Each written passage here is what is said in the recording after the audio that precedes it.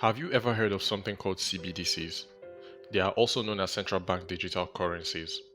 Now, it might sound a bit complicated, but I'm going to break it down for you in a way that is easy to understand. So, you know how we use money, right? We can go to a store, we can buy things with cash, or we can use our credit or debit card and buy things online. Well, CBDCs are just like that, but the only difference is being digital, they are controlled by the government instead of your private banks. Now, the idea behind this is that it would make buying and selling of things online faster, cheaper, because the government would tend to subsidize on that. And it also make it easy for people who don't have access to traditional banking services, to be engaged and be part of the economy. And already in some countries, they're already testing out CBDCs because it's still a pretty new idea. And it's going to be interesting to see how CBDCs will become part of our future as it becomes more popular. But before we proceed, let me explain how traditional currencies work. So you know how we use money to buy things? Well, money is a type of currency, and there are different types of currencies used in different countries. For example, the US uses dollar, Nigeria uses naira, and so on. Now, the government is in charge of printing and distributing money, and they do this to help keep the economy running smoothly.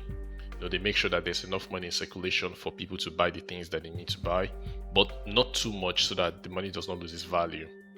Now, you may have heard of inflation. Like, this typically happens when there's too much money in circulation and things begin to cost more. So the governments are always careful not to print too much money and cause inflation. Now, when you get your allowance or you earn money from a job or a business, you're basically earning money in the form of cash, paycheck, or transfer. And you can use that to buy things that you want or you need. And you can also even save it in your bank account, which is the safest place for you to keep your money until you need it.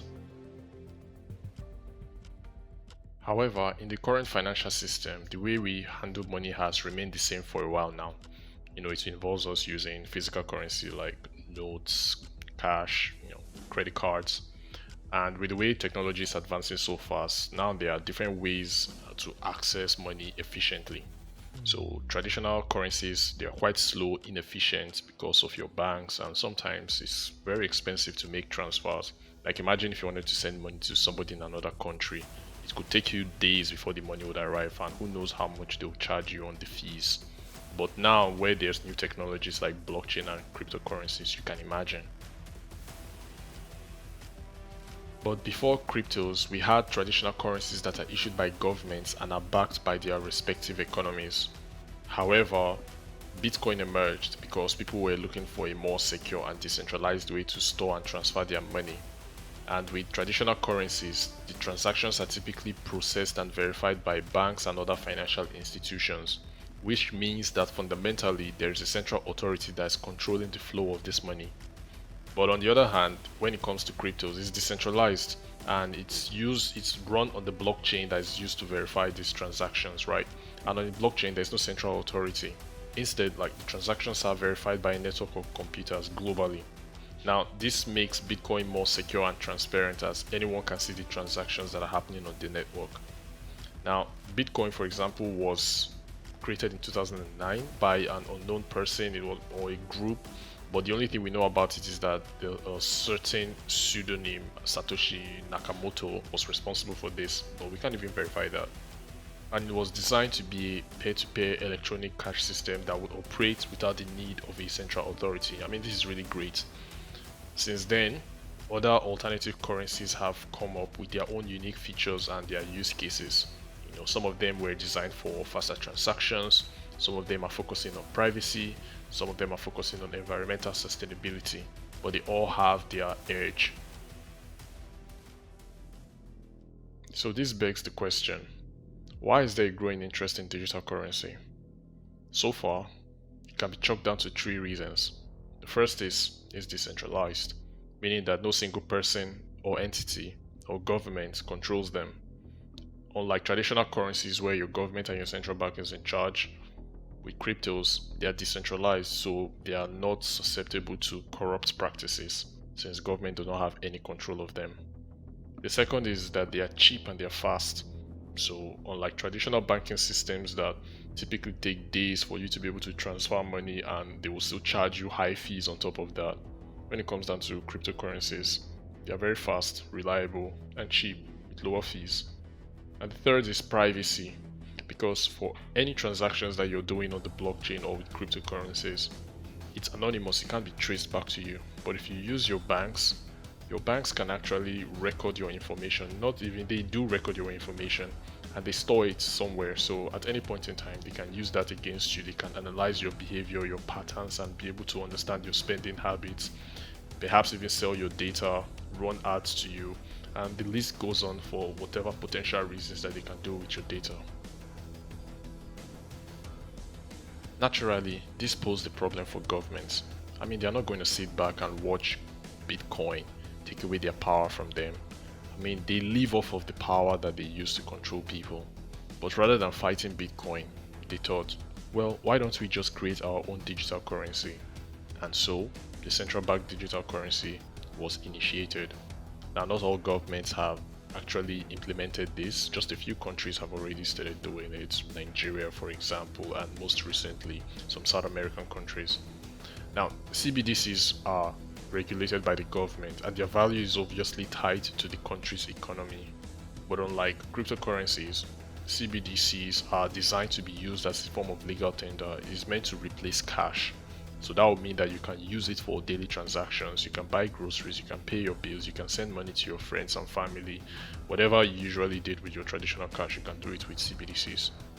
Cryptocurrencies, on the other hand, is mainly used for investment and speculative purposes. Now, because CBDC has more stability and security than cryptocurrencies, because it's backed by government, other cryptos like Bitcoin, like Ripple, like Ethereum, they are constantly volatile. They are depending on the sentiment of the market. It can either go up, it can go down. But with central bank digital currencies, they are stable. So sudden price changes do not tend to happen very frequently. And in some ways, they are using this as their selling points because they are trying to prove to people that it is reliable, a reliable source of payment, and a safer store of value. Like you can save your money with CBDCs. Now, there's been some controversies about this because there are some people who are in support of the central bank digital currencies and there are other people who are not. Now, it's not a surprise that the majority of people who support the central bank digital currencies are actually politicians.